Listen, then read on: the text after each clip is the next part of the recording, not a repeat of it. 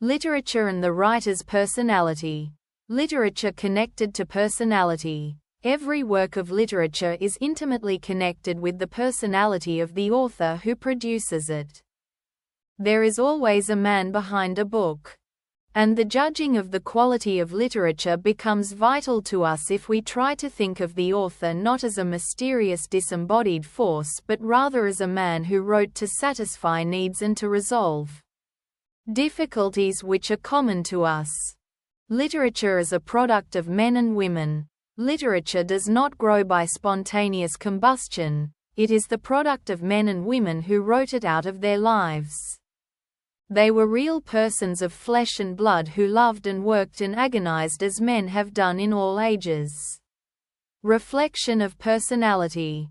Expressing the view that every book is a reflection of the personality of the author, Matthew Arnold wrote, "What is really precious and inspiring in all that we get from literature? Except the sense of an immediate contact with genius itself? Objects could never be described except for the purpose of describing the feelings which they arouse in us.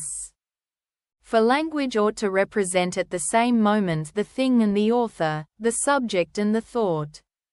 Everything that we say ought to be dyed with us." Goethe's expression. Goethe has also expressed at many places in his writings the danger of forsaking the inner light, of relying on something external, something which is not the language of the heart's experience. The danger, or rather the impossibility, of severing expression from personality. Thus he remarked, "The style of a writer is a true impression of his inner self. If any one could write a clear style, let him first have clearness in his soul, and if anyone would write a great style, let him see to it that he has a great character."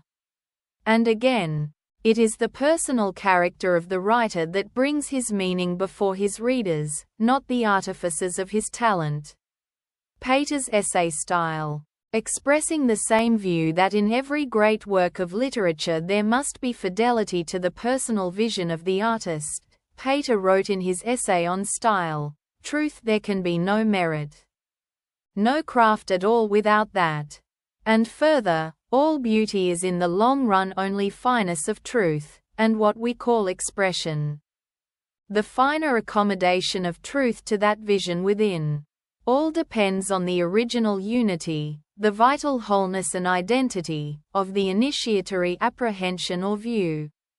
Personal factor. What Matthew Arnold, Goethe and Pater have expressed may be called the personal or subjective view of literature, which lays emphasis on the personal factor in all literature. Other critics.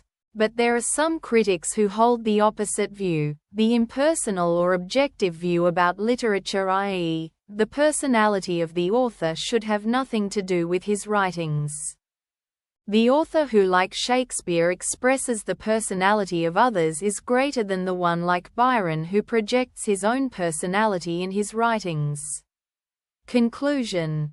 We come to the conclusion that ultimately they must bear the impress of his personality in some form or the other. Though Milton wrote Paradise Lost with the purpose of subduing to the strict form of epic, all things in heaven and earth and hell, he could not rule out his own personality out of it. In fact, it becomes a reflection of his own personal feelings, thoughts and imaginations. Thank you.